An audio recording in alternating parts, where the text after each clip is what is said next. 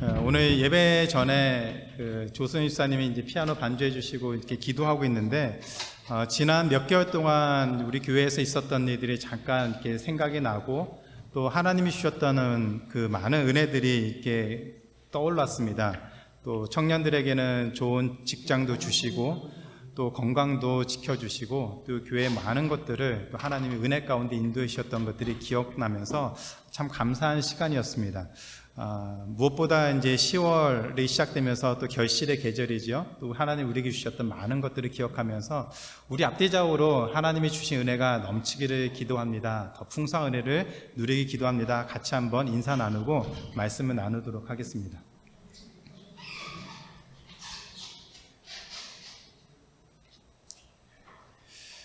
요즘 실화를 바탕으로 만들어졌다고 하는 그 수리남이라고 하는 넷플릭스 드라마가 인기라고 합니다. 요새 뭐 신문이나 뉴스나 또 많은 사람들이 참 재미있다라고 하는 얘기가 있어서 어떤 드라마인지 궁금해서 첫 편을 한번 봤습니다. 한인교회 목사로 등장하는 전유한이라는 주인공이 실제로는 수리남에 살고 있던 가구 공장을 운영하던 사람이다라고 하더라고요. 그런데 드라마에서는 목사와 교회로 배경으로 만들어서 너무 이제 사실과 다르게 하고, 또 제가 보기에는 기독교를 너무 편애하고 조롱하는 그런 모습들, 악의적으로 묘사하는 그런 모습들이 도를 넘어서서 참으로 이렇게 마음에 좀 불편한 그런 생각이 들었습니다. 그래서 2편부터는 보고 싶은 생각은 안 들었습니다. 그런데 2007년도에 한국에서 개봉된 밀양이라는 영화 역시 교회에 대해서 굉장히 비판적인 그런 메시지를 다루고 있습니다. 그런데 저는 교회 리더들과 그리스도인들이 이 영화를 보고 참 우리의 모습을 돌아봐야 된다라는 그런 생각이 들었습니다. 영화 밀양은 죄사함의 은혜를 잘못 가르쳐서 우리가 누리고 있는 구원을 싸구려 복음으로, 우리가 하나님의 자녀로서 살아가는 본질적인 모습에 대해서 고민하지 않고 그것을 너무나도 싸구려처럼 만들어서 살아가는 그런 모습들을 굉장히 신랄하게 그리고 있습니다. 저는 그것이 오늘날 교회의 현실이고 우리가 마땅히 비판받아 마땅한 모습이다라고 생각이 듭니다. 우리가 하나님의 말씀을 잘못 알아서 또 오해해서 또 잘못 배워서 우리가 살아가는 삶의 모습이 세상 사람들에게 조롱을 받고 또 무시를 당하는 그런 모습이 어쩌면은 교회와 또 많은 그리스도인들이 또 교회 리더들이 잘못 살아왔던 그런 모습이 아닌가라는 생각이 들어서 그 영화를 볼 때 마음이 참 무겁고 안타까운 생각이 들었습니다.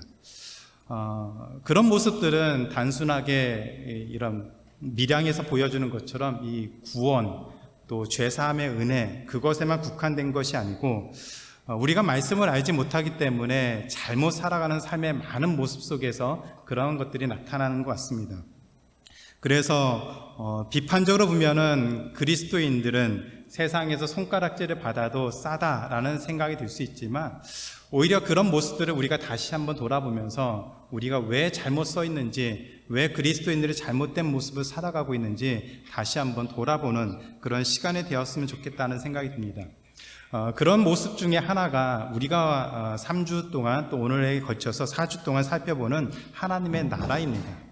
많은 그리스도인들이 하나님의 나라를 죽어서 가는 곳, 이제 죽음이 임박한 사람들이 필요한 곳이다라는 그런 생각을 가져서 세상을 사는 동안에는 세상에서 많은 것을 누리고 살고, 하나님 나라는 마지막에 우리가 관심 갖고 가야 하는 그런 곳으로 생각하면서 어쩌면은 이 땅을 살아가면서 이분법적으로 세상 사람들과 비슷한 모습으로 살아가는 우리들의 모습이 있지 않을까라는 그런 생각을 갖게 되었습니다. 하나님의 나라는 먼 훗날에 우리에게 필요한 것이 아니라 오늘 이 땅을 살아가는 모든 그리스도인들이 실제로 경험하고 누리고 또 고민하면서 살아가는 실제적인 이야기입니다. 돈이나 직장이나 신분 문제만 실제적인 그런 문제가 아닙니다. 하나님의 나라의 자녀로서 사는 그런 모습이 어떠한지, 어떻게 되어야 되는지 치열하게 고민하고 그것에 대해서 수고하면서 살아가는 그 모습이 하나님 나라의 백성의 실제적인 모습입니다. 감사하게도 오늘 말씀까지 4번에 걸쳐서 예수님의 비유를 통해서 하나님의 나라에 대해서 살펴보고 있습니다. 이 비유들을 통해서 하나님 나라의 백성으로서 사는 것이 무엇인지, 어떻게 살아야 되는지 함께 고민하는 그런 시간들을 가져보게 되었습니다. 네 가지 밭에 대한 비유는 복음을 믿는 사람은 이미 옥토가 되어서 어떤 상황 가운데서도 하나님의 은혜를 누리고 놀라운 열매를 맺는 그런 삶을 산다라고 했습니다. 감사하게도 몇 주간에 걸쳐서 이 옥토와 같은 사람들에 대한 비유에 대한 설교를 들으시고 우리 교회 말고 다른 분들이 굉장히 좋은 피드백을 많이 주셨습니다. 하나님의 자녀로서 그동안 많은 죄책감을 가지고 살았는데 그 말씀을 통해서 우리가 하나님의 자녀로서 이미 옥토가 되어서 씨름하며 살아가는 수많은 삶을 살게 되었다, 거기에 대한 큰 도전을 받게 되었다고 하는 그런 좋은 피드백을 많이 받고 있습니다. 여러분들 기회 되시면 다시 한번 들어보시고 우리의 정체성과 우리가 하나님 나라의 백성으로서 어떻게 살아야 되는지 다시 한번 고민하는 시간을 가졌으면 좋겠습니다. 등불에 대한 비유는 우리에게 전해진 말씀으로 우리의 삶을 계속 돌아보며 말씀에 반응하는 삶을 살아야 한다라고 그 비유를 통해서 함께 나눴습니다. 그리고 지난주에 살펴본 자라나는 씨의 비유는 우리가 하나님의 자녀이기 때문에 이미 우리 안에 심겨진 하나님 나라, 하나님의 말씀은 어떤 상황 가운데서도 반드시 자랄 것이고 그리고 열매를 맺을 것이다. 또 그렇게 하도록 하나님이 지금도 친히 우리의 삶을 지키시고 인도하신다라고 하는 말씀을 나눴습니다. 이런 3가지 비유를 통해서 우리가 알아야 되는 것은 하나님의 나라는 지금 우리에게 필요한 것이고 우리는 지금 이 땅을 살아가면서 하나님 나라의 백성으로 살아간다는 것을 기억하고 그 백성의 삶이 무엇인지 고민하면서 치열하게 살아야 한다는 것입니다. 그렇기 때문에 하나님 나라의 말씀은 매우 중요하고 그리스도인들이 늘 기억하고 살아야 되는 것입니다. 오늘 4번째 비유인 겨자씨 비유는 하나님 나라의 백성으로서 사는 모습이 지금 보기에는 별것 아닌 것처럼 보일 수 있지만 이미 그 안에 놀라운 일들이 일어나고 있고 그 일들이 지금도 진행되고 있고 앞으로도 크고 놀라운 일들을 행할 것이다 라고 가르쳐주고 있습니다. 우리 안에 심겨진 하나님의 나라는 우리가 생각하는 그 정도를 뛰어넘는 놀라운 능력으로 우리의 삶과 우리의 세상에 큰 영향을 미치고 있습니다. 작은 시작이 가져온 하나님 나라의 놀라운 반전 이야기를 이 겨자씨 비유를 통해서 같이 한번 살펴보겠습니다. 겨자씨 비유를 이해하기 위해서는 2가지 사실을 알아야 합니다. 사진에 나오는 것처럼 겨자씨는 아주 작은 씨앗입니다. 2번째 다음 사진에서 보시는 것처럼 겨자씨는 자라서 아주 작은 이 겨자씨가 자라서 큰 나무가 된다는 사실입니다. 예수님의 비유에서 말씀하시는 이 겨자씨는 블랙 머스타드 시드라는 것으로 중동 지역에서 아주 작은데 그 씨앗의 크기가 보통 0.1에서 0.2cm 정도라고 합니다. 어쩌면 그보다 더 작은 씨앗도 있다라고 하는데 물론 이렇게 작은 겨자씨가 자라서 나무로 자라는데 보통은 3m, 4m 정도로 자라고 크게는 7m까지 자란다고 합니다. 이렇게 겨자씨가 자라면서 여기저기에서 새들이 날아와 그 가지에 쉼을 얻을 수 있을 정도로 이 겨자씨는 큰 나무로 자라고 있습니다. 이 나무는 사람들이 볼 때마다 이런 생각들을 많이 한다고 하죠. 어떻게 저렇게 작은 씨앗이 이렇게 큰 나무가 되었을까? 당시에 살던 사람들은 이 겨자씨가 이렇게 큰 나무가 된다는 것을 알고 있었습니다. 그 사실을 알고 있었기 때문에 예수님은 이 겨자씨 또 겨자나무를 비유로 해서 하나님 나라의 비밀을 가르쳐 주셨습니다. 처음에 말씀드린 것처럼 예수님은 겨자씨 비유를 통해서 하나님 나라를 설명하셨습니다. 아주 작고 그렇기 때문에 사람들이 대수롭지 않게 생각하는 이 작은 겨자씨처럼 하나님의 나라도 아주 별 볼 없이 보잘것없이 작은 관심을 받지 못하는 그런 나라로 시작이 되었습니다. 사람들의 눈에 비친 예수님은 그저 갈릴리 촌놈이었지요. 3년 동안 수많은 사람들 앞에서 많은 기적을 행하고 귀신을 쫓아내는 놀라운 기적을 보여줬지만 사람들은 여전히 예수님을 알지 못했습니다. 예수님이 행하시는 기적에만 관심을 가졌지 예수님이 어떤 분이신지, 왜 이 땅에 오셨는지 거기에 대해서는 알려고 하지 않았습니다. 그래서 예수님이 배반을 당하고 잡히시던 날에도 사람들은 예수님을 갈릴리 촌구석에서 온 실패한 사람이라고 하는 그런 생각들을 가지고 있었지요. 아주 작은 겨자씨처럼 세상 사람들 눈에는 하나님의 나라는 갈릴리 촌놈이 시작한 보잘것없는 그런 실패한 나라였습니다. 그뿐만이 아닙니다. 리더인 예수님도 촌놈이고 별볼일 없는 그런 사람처럼 보였는데 예수님의 제자들 역시 그렇게 두각을 나타내는 사람들이 아니었습니다. 예수님의 제자들은 대부분 어부들과 세리들이었습니다. 그 당시 사람들에게 조롱받고 무시당하고 무식하다고 손가락질 당하는 그런 사람들이었습니다. 큰 기업의 CEO처럼 옷을 잘 차려입고 비서와 보디가드를 대동하면서 멋지게 폼나게 다니는 그 정도의 모습이라면 기대할 수 있을지 모르겠지만 예수님의 모습도 그렇고 그와 함께하는 제자들의 모습도 많은 사람들에게 큰 기대를 줄 수는 없었습니다. 그들은 머리가 똑똑한 것도 아니었고 다혈질에다가 서로 자기 밥그릇 싸움하기에 너무나도 집중했던 그런 사람들이었습니다. 예수님은 이런 보잘것없는 사람들을 데리고 제자로 삼고 하나님의 나라를 세우시겠다고 했습니다. 이렇게 시작하는 하나님의 나라를 누가 알아주겠습니까? 누가 관심 갖고 이 나라에 대해서 얼마나 많은 사람들이 기대를 하겠습니까? 아마도 많은 사람들이 예수님을 찾아온 것은 이런 하나님의 나라가 얼마나 위대할 것이다라고 하는 그런 기대감을 갖고 찾아온 것이 아니었습니다. 예수님이 불치병도 고쳐주신다라는 그 소문을 듣고 지푸라기라도 잡으려고 하는 그 심정으로 예수님을 찾아왔습니다. 바리새인들도 예수님을 찾아왔습니다. 그러나 바리새인들은 하나님의 나라에 대한 궁금증이나 하나님 나라에 대한 두려움 때문에 찾아온 것이 아니었습니다. 예수님의 인기 때문에, 수많은 사람들이 예수님을 찾아오기 때문에 자신들이 가지고 있는 그 기득권, 자신들이 지금까지 누리고 있는 그 기득권을 뺏길지 모른다는 그 두려움 때문에 예수님을 찾아왔고 예수님에 대한 관심을 가졌을 뿐입니다. 그래서 예수님을 죽이려고 했던 것이지요.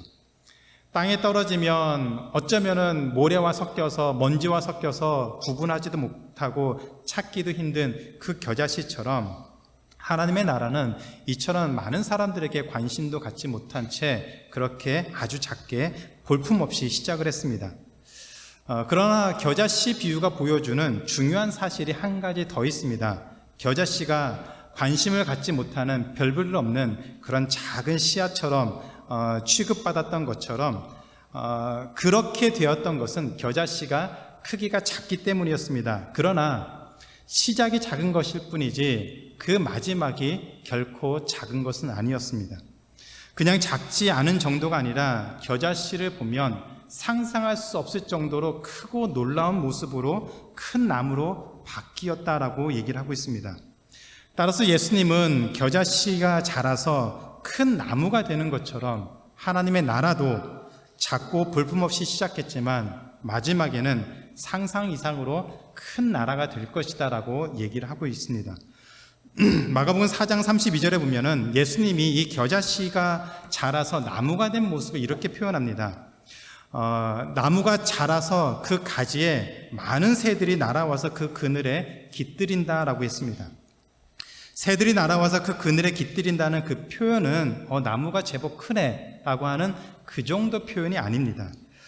에스겔 31장 5절부터 6절에 보면 당시 세상의 중심이었던 이 애굽에 대해서 에스겔 선지자가 이 애굽이 전 세계에 놀라운 영향을 미치고 있는 그런 표현들을 에스겔서에서 표현하고 있습니다.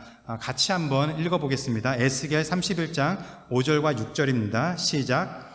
그 나무가 물이 많으므로 키가 들의 모든 나무보다 크며 굵은 가지가 번성하며 가는 가지가 길게 뻗어나갔고 공중의 모든 새가 그 큰 가지에 깃들이며 들의 모든 짐승이 그 가는 가지 밑에 새끼를 낳으며 모든 큰 나라가 그 그늘 아래에 거주하였느니라. 에스겔 선지자는 모든 새가 그 나무에서 쉼을 얻는 것처럼 당시 모든 큰 나라, all nations, 모든 나라가 이 애굽이라고 하는 그 나라 안에 들어와서 애굽의 영향을 받게 될 것이다라고 예언을 했습니다. 에스겔 선지자가 예언하는 그 내용을 예수님이 마가복음 4장 32절에서 동일하게 말씀하시면서 하나님 나라가 얼마나 크고 얼마나 놀라운 영향을 미칠 것인지를 보여주고 있습니다. 심긴 후에, 이 겨자씨가 심긴 후에 자라서 모든 풀보다 커지며 큰 가지를 내나니 공중의 새들이 그 그늘에 깃들 만큼 되었다라고 얘기를 하고 있습니다. 작고 볼품없이 시작된 하나님의 나라가 어느 정도로 커질까요? 모든 세계를 다스리고 모든 세계, 모든 나라의 사람들이 그 안에 거하며 영향을 받을 정도로 그 나라가 커질 것이다라고 얘기를 하고 있습니다. 그렇다면 우리는 어느 정도로 성장한 하나님 나라에서 사는 것일까요? 예수님이 이미 시작하신 그 하나님의 나라, 볼품없고 작고 사람들에게 관심을 갖지 못했던 그 하나님 나라가 이미 시작되어서 수많은 시간이 지나고 오늘 우리에게 왔습니다. 그렇다면 우리는 어느 시점에 서 있는 하나님 나라의 백성으로 자녀로 사는 것일까요? 예수님이 시작하신 하나님 나라는 지금까지 많이 성장했습니다. 이미 수많은 사람들이, 수많은 나라가 그 그늘 안에 품어 그 그늘 안에 거하고 있습니다. 수많은 사람들이 예수님 믿고 하나님의 백성이 되어서 살았고 죽었습니다. 지금도 수많은 사람들이 하나님 나라의 백성으로 살고 있습니다. 우리도 그중 하나이죠. 아주 작게 시작했지만 이미 하나님의 나라는 우리가 생각하는 것 이상으로 상상할 수 없을 정도로 아주 크고 놀라운 영향력을 끼치면서 지금 우리 가운데 있습니다. 따라서 우리는 하나님 나라의 자녀로서 작은 겨자씨에서 상상할 수 없을 정도로 커버린 이 하나님 나라를 기억하고 그 안에 살면서 하나님 나라의 백성으로서의 마땅한 모습으로 이 땅을 살아가야 됩니다. 그 모습을 세 가지로 함께 살펴보도록 하겠습니다. 첫 번째, 하나님 나라의 백성으로 살기 위해서 우리는 다른 지체를 품으면서 살아야 됩니다. 하나님 나라의 백성으로 살기 위해서 이미 우리가 하나님 나라에 들어와 있다면 우리는 다른 지체를 품고 함께 하나님 나라의 자녀로서 살아야 합니다. 작은 겨자씨가 커다란 나무로 자란 뒤에 공중에 많은 새들이 그 가지에서 쉼을 얻는다고 했습니다. 가지가 큰 만큼 나무가 더 커지고 가지가 더 많아지고 큰 만큼 더 많은 새들이 그 그늘에서 쉼을 얻을 수가 있겠지요. 하나님의 나라가 크면 클수록 더 많은 하나님의 백성이 그 안에 머물고 은혜를 누리면서 함께 살 수가 있습니다. 그런데 만약 하나님의 백성이 하나님의 나라에 머무지 못한다면 그것은 하나님의 나라가 작기 때문이 아닙니다. 그 안에 거하는 하나님 나라의 백성이 하나님의 나라를 작게 만들기 때문입니다. 교회가 그렇습니다. 교회는 이 땅에 하나님의 백성이 모여서 함께 신앙생활하며 삶을 나누며 말씀을 배우는 곳이지요. 하나님의 나라가 큰 만큼 많은 교회도 자라고 수많은 사람들이 교회에서 함께 신앙생활하고 한 공동체를 이루고 하나님 나라를 크게 만들고 있습니다. 그리고 수많은 영혼들을 지금도 하나님의 나라로 초대하고 복음을 전하고 있습니다.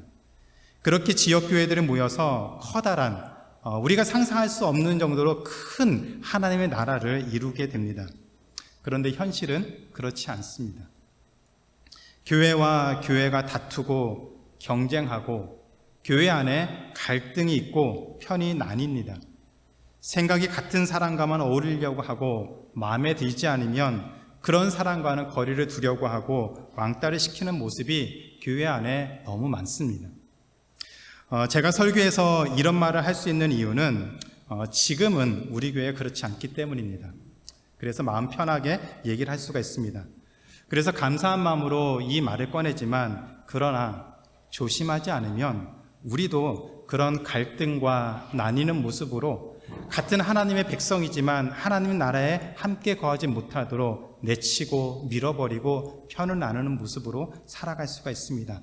그로 인해서 교회가 어려움을 겪을 수 있고 하나님의 나라도 갈등과 어려움에 처할 수가 있습니다. 하나님의 나라가 크다는 것은 품는 그릇이 크다는 말이죠. 하나님 나라가 크면 클수록 그 안에 수많은 하나님의 백성들이 거하고, 하나님 나라 크면 클수록 더 많은 백성들이 그 안에 거하고 하나님의 자녀로서 살 수 있다는 말입니다. 정말 다양한 사람들이 하나님의 나라에 속해 있습니다. 인종적으로 다양한 것뿐만이 아니라 수많은 생각들과 수많은 의견들과 다른 생각들을 할 수 있는 사람들이 하나님 나라 안에 들어와서 이 안에 살고 있습니다. 자신의 마음에 들지 않는 사람도 그 안에 함께 거할 수 있습니다. 그럼에도 불구하고 하나님의 나라는 이 안에 모여든 모든 하나님의 백성들을 품고 있습니다. 하나님의 나라는 모든 백성을 품을 수가 있습니다. 모든 하나님의 자녀들이 그 안에 거할 수 있도록 큰 모습으로 우리 안에 이미 설명이 되어 있고 소개가 되었습니다. 그럼에도 불구하고 하나님의 나라가 작게 된다면 그것은 하나님의 나라가 작은 것이 아니라 우리가 하나님의 백성으로서, 하나님 나라의 백성으로서 그 나라를 작게 만들기 때문이라는 것을 기억해야 됩니다. 따라서 그리스도인이라면, 우리가 하나님의 나라의 백성이 된 것에 감사하다면 다른 백성들, 다른 하나님 나라의 백성들도 함께 거하는 것을 감사하고 함께 기뻐할 수 있는 그런 믿음의 공동체를 세워야 됩니다. 하나님이 구원의 은혜를 베푸시면서 하나님 나라로 들어오도록, 그리고 하나님 나라에서 품으시겠다고 하는데 그리스도인들끼리 서로 내치고 밀어내면서 하나님 나라에 살지 못하게 한다면 그것이 말이 되겠습니까? 하나님이 그런 모습을 기뻐하시겠습니까? 아니죠. 하나님이 품으시겠다고 하는데 우리가 무슨 권리로, 무슨 능력으로 하나님의 백성을 내치고 서로 편가르고 서로 갈등하고 서로 아니다라고 말하면서 그렇게 살 수 있겠습니까? 생각이 다르고 마음에 들지 않는 것이 보여도 그리스도 안에 하나 된 사람이라면 서로 품고 가야 됩니다. 앞으로 교회가 성장하면서 다양한 사람들이 오겠지요. 그 사람들 속에서는 마음에 들지 않는 나와 다른 사람들도 분명히 있을 것 같습니다. 생각이 전혀 다른 사람도 올 수 있습니다. 그래도 그런 사람을 위해서 기도하고 품을 수 있는 하나님 나라의 백성이 되기를 기도합니다. 만약 복음을 모르는 사람이 온다면, 교회를 방문한다면 복음을 전하면 됩니다. 복음을 알고 있는 사람들이 온다면 그들이 그 복음 안에서 온전한 신앙생활을 할 수 있도록 격려하고 함께 끌어주면 되는 것이죠. 하나님의 백성이 이 안에 거하면서 하나님 나라의 백성으로서 살 수 있도록 앞에서 끌어주고 뒤에서 밀어주면서 하나된 공동체로 하나님의 나라를 건강하게 세우도록 협력해서 같이 그 길을 걷는다면 하나님이 기뻐하시는 크고 놀라운 하나님의 나라를 이루게 될 줄로 믿습니다. 그런 삶을 소원하면서 하나님의 나라를 함께 세울 수 있도록 우리가 마음을 넓히고 서로 용납하고 품어주고 그 모습을 인정하면서 하나님이 기뻐하시는 모습으로 세워가는 또 그런 하나님의 자녀, 그런 교회가 되기를 주님의 이름으로 축원합니다. 두 번째로 하나님의 나라의 백성으로 살기 위해서 우리가 누리고 있는 복을 전하면서 살아야 됩니다. 커다란 나무가 된 하나님의 나라는 그 안에 많은 새들이 깃들이고 있다라고 했습니다. 이 말은 하나님의 나라가 수많은 사람들에게 복된 삶을 나눠준 결과를 보여주고 있습니다. 하나님의 나라가 이미 커졌기 때문에 수많은 사람들이 그 복음을 들었기 때문에 그 안에 수많은 사람들이 모여들었기 때문에 그 안에 많은 사람들이 거한다라고 얘기를 하고 있습니다. 이 일에 쓰임받는 사람이 누구일까요? 하나님의 나라가 커지고 수많은 사람들에게 복음을 전하면서 더 많은 사람들이 하나님 나라에 들어오도록 초대해야 되는 사람이 누구일까요? 우리들입니다. 우리가 먼저 이 나라에 들어와 살고 있다면 이제는 우리가 복음을 전하며 이 나라 안에 들어오지 못한 사람들에게 복음을 전하고 함께 이 나라에 거할 수 있도록 초대해야 됩니다. 이것을 잘 보여주는 예가 하나님이 아브라함에게 주신 약속에 있습니다. 하나님이 아브라함을 하란에 부르시면서 주신 약속이 창세기 12장 1절부터 3절에 있습니다. 같이 한번 읽겠습니다. 시작. 여호와께서 아브라함에게 말씀하셨습니다. 내 고향, 내 친척, 내 아버지의 집을 떠나 내가 내게 보여주는 땅으로 가거라. 내가 너를 큰 민족으로 만들고 내게 복을 주어 내 이름을 크게 할 것이니 내가 복의 근원이 될 것이다. 너를 축복하는 사람에게는 내가 복을 주고 너를 저주하는 사람에게는 내가 저주하리니 땅의 모든 족속이 너로 인해 복을 받을 것이다.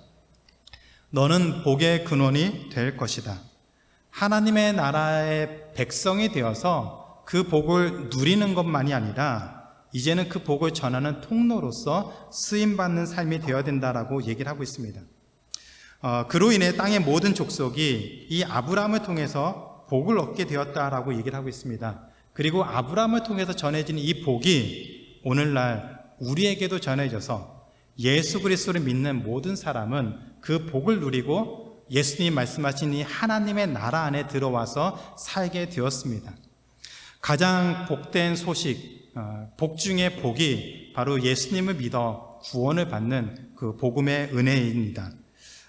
이제는 이 은혜를 이 복음을 우리가 가지고 있다면 이 복을 전하면서 살아야 하죠.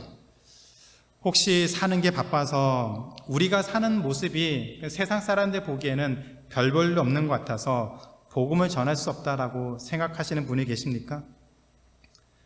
내가 사는 모습이 너무 내세울 것도 없고 좀 비천하고 다른 사람들이 우리 모습 볼 때 이렇게 좀 좋아 보이지 않아서 그런 것 때문에 마음에 두려움이 계십니까? 아니면 사는 게 너무 바빠서 복음을 전하는 것에는 별로 관심이 없으십니까? 물론 우리가 바쁠 수 있고 우리 사는 형편이 좋지 않을 수 있습니다. 그러나 우리의 모습에 상관없이 우리 안에 심겨진 하나님 나라가 작고 초라한 것은 아닙니다. 우리가 가지고 있는 이 복음이 보잘것없는 것이 아닙니다. 하나님은 오히려 연약하고 볼품없는 부족한 우리들을 사용하셔서 하나님의 나라를 세우셨습니다. 이미 그 일을 시작하셨고 그 일이 놀라운 결과를 가져왔고 그로 인해서 우리도 하나님 나라의 백성이 되어서 오늘 이렇게 예배드리면서 살고 있습니다. 우리가 부족하고 연약할 수 있지만 그런 부족한 우리를 하나님이 사용하시면 하나님은 우리를 통해서 놀라운 일을 행하실 줄로 믿습니다. 그 일에 쓰임받는 삶이 되었으면 좋겠습니다. 여기서 함께 예배드리는 모든 분들이 하나님께 쓰임받아서 하나님의 나라를 위해서 우리 한 사람 한 사람이 놀랍고 큰 일을 감당할 수 있는 하나님의 자녀가 되었으면 좋겠습니다. 그리고 메릴랜드 크리스찬 교회가 이 일에 귀하게 쓰임받았으면 좋겠습니다. 우리 안에 소원을 두고 행하시는 하나님이 이 일을 이미 시작하셨고 이 일을 하고 계십니다. 이 사실을 우리가 아멘으로 고백하고 하나님 나도 그 일에 쓰임받기 원합니다. 이제 우리의 삶 속에서 주어지는 기회가 있다면 복음을 전하고 그 복음을 담대하게 선포하는 삶을 살도록 하겠다고 하는 그런 고백이 우리 안에 일어나기를 기도합니다. 아멘 하십니까? 이제는 복음을 듣는 것으로만 그치는 것이 아니라 우리 안에 있는 그 복음이 우리가 가지고 있는 지식과 우리의 모든 경험에 비해서 놀라운 그 복음이 우리를 통해서 사용되기를 소원하고 이제는 기회가 있을 때마다 복음을 전할 수 있는 그런 삶을 소원하면서 우리의 삶을 살아갈 수 있는 하나님의 자녀가 되기를 기도합니다. 그 일에 쓰임받는 메릴랜드 크리스찬 교회가 되도록 기도하시고 우리가 한 마음으로 복음을 전하는 이 놀라운 일들에 더욱더 힘을 쏟는 하나님의 자녀가 되기를 기도합니다. 세 번째로 하나님 나라의 백성으로 살기 위해 우리는 믿음으로 우리의 현실을 바라봐야 합니다. 믿음으로 우리의 삶을 돌아봐야 합니다. 하나님 나라가 큰 나무가 된다는 것은 어쩌면 지금 우리가 피부로 경험하지 못할 수 있습니다. 삶이 힘들고 고단하고 우리 앞에 펼쳐진 많은 어려움으로 인해서 하나님의 나라에 대한 관심을 갖는 것이 어려울 수 있습니다. 어쩌면 그것이 우리의 관심이 아니라 실제로 우리가 살면서 부딪히는 것이 더 큰 관심일 수 있습니다. 말씀대로 사는 것, 하나님의 복음을 증거하는 것이 우리의 관심이 아니라 어쩌면 우리가 부딪히는 현실의 문제가 더 큰 관심일 수 있습니다. 우리의 건강과 자녀들의 진로가 그 어떤 것보다도 중요할 수 있습니다. 먹고 사는 문제가 더 절박할 수 있습니다. 그런 것들이 당연히 중요하죠. 그러나 하나님의 나라가 없다면 이 모든 것, 우리가 절박하게 붙잡고 있는 이 모든 것도 답을 찾을 수가 없습니다. 우리는 당장 이것이 없으면 죽을 것 같고 모든 것이 끝날 것 같다라는 생각은 가질 수 있지만, 하나님의 나라가 없다면 우리가 생각하고 절박하게 붙잡는 이것이 있어도, 이것을 누리게 되어도 우리에게는 소망이 없다는 것을 분명히 알아야 됩니다.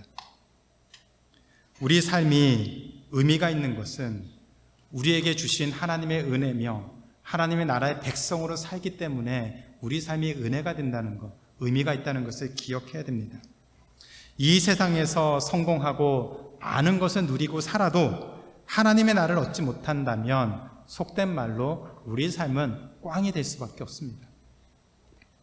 전도서의 말씀처럼 헛되고 헛된 것만 찾는 그런 인생이 될 수밖에 없다는 말이죠. 그래서 우리에게는 믿음의 눈으로 하나님이 지금도 이 세상을 통치하시고 다스리시고 계신다는 것을 고백할 수 있는 그런 믿음의 눈이 필요합니다. 히브리서 11장에서 믿음을 보이지 않는 것의 실상이라고 했습니다. 보이지 않는 것은 없는 것이 아닙니다. 그냥 보이지 않을 뿐입니다. 그러나 존재하지요. 하나님의 나라가 그렇습니다. 지금 당장 얼마나 크고 얼마나 위대하고 얼마나 놀라운 것인지 우리 눈에는 보이지 않지만, 하나님의 나라는 놀라운 능력을 가지고 예전부터, 예수님이 뿌린 그날부터 지금까지 많은 사람들에게 선한 영향을 끼치고 놀라운 능력을 전하면서 그렇게 성장해 왔습니다. 그것이 가능한 이유는 하나님이 지금도 지금까지 이 하나님의 나라를 다스리시고 주관하고 계시기 때문입니다. 그렇기 때문에 우리가 하나님 나라의 백성으로 살아간다면 우리 인생에 대해서 기대해도 됩니다. 우리의 능력이 있어서 우리 삶을 기대하고 살아가는 것이 아니라 우리에게 심겨진 하나님의 나라, 하나님의 백성이라는 그 사실 때문에 지금도 하나님의 나라를 하나님이 지키시고 통치하시고 인도하신다는 그 사실 때문에 우리 인생에 대해서 우리가 기대하고 소망을 가져도 된다는 말입니다. 그것은 제 약속이 아니라 하나님의 약속입니다. 하나님이 친히 하나님의 나라를, 하나님의 백성을 지키시고 보호하시겠다고 약속하셨습니다. 우리는 그 약속의 근거에서 하나님의 나라의 백성으로서 이 땅을 담대하게 살아가는 것입니다. 지금 우리가 살고 있는 우리의 모습을 보면서 만약에 마음에 들지 않는다면 우리의 마지막도 그런 모습으로 끝날 것이다라고 생각하지 않으셔도 된다는 말입니다. 우리의 지금 모습이 우리 성에 차지 않고 때로는 불평이 될 수 있고 원망이 될 수 있고 좌절이 될 수 있을지는 모르겠지만, 우리가 이미 하나님 나라에 속해 있고 하나님의 백성을 이 땅을 살아간다면 지금의 우리의 모습이 마지막이 아니라는 것을 기억해야 됩니다. 지금 어렵고 힘들다고 포기하지 말아야 됩니다.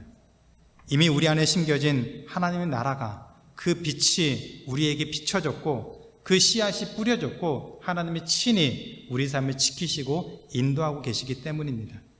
그리고 하나님이 그렇게 시작하신 하나님의 나라는, 하나님의 백성의 삶은 하나님이 반드시 영광을 받으시도록 이끄신다고 약속하셨습니다. 그 일을 위해서 하나님이 지금도 일하시고 우리 삶을 지키시고 인도하십니다.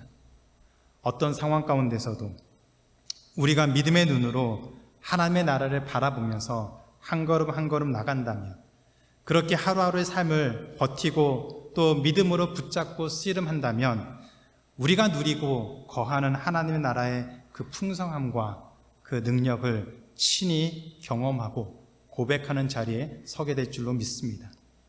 이번 한 주간 우리가 그런 삶을 살게 되기를 기도합니다. 우리에게 주어진 모든 삶의 순간순간 만나는 사람과의 삶 속에서 이미 우리 안에 심겨진 하나님 나라의 그 씨앗으로 인해서, 이미 우리가 깃들고 있는 그 하나님 나라의 풍성함으로 인해서, 하나님 나라의 그 능력으로 인해서 우리의 삶이 더 풍성한 열매를 맺고 세상 가운데서 담대함을 선포할 수 있는 능력 있는 하나님의 백성으로서 이 땅을 살기를, 그런 한 주간의 삶이 되기를 주님의 이름으로 축원합니다. 이제 말씀 맺겠습니다. 마가복음 4장 33절과 34절에 보면 예수님이 하나님 나라의 비유를 가르쳐 주셨기 때문에, 하나님 나라를 비유로 가르쳐 주셨기 때문에 사람들이 이해할 수 없었다라고 했습니다. 그러나 예수님의 제자들에게는 그 나라의 비밀을, 그 비유를 설명해서 가르쳐 주셨습니다. 그 이유는 하나님 나라의 그 비밀을 깨닫고 하나님 나라의 백성으로서 살도록 하기 위해서였습니다. 이제 그 하나님 나라의 비밀이 우리에게 전해졌습니다.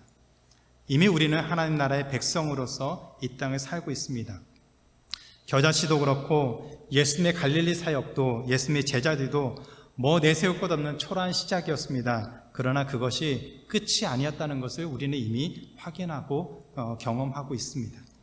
그렇게 작게 시작한 이 하나님의 나라가 큰 나무가 되어서 수많은 새들이 그 안에 깃들이면서 그 여유로움과 안전함을 누릴 수 있는 그런 나라가 된 것처럼, 이미 하나님의 나라가 시작이 되어서 우리도 그 나라에 깃들이고 살고 있습니다. 그 은혜를 누리고 있습니다. 하나님의 능력을 우리도 경험하면서 살고 있습니다.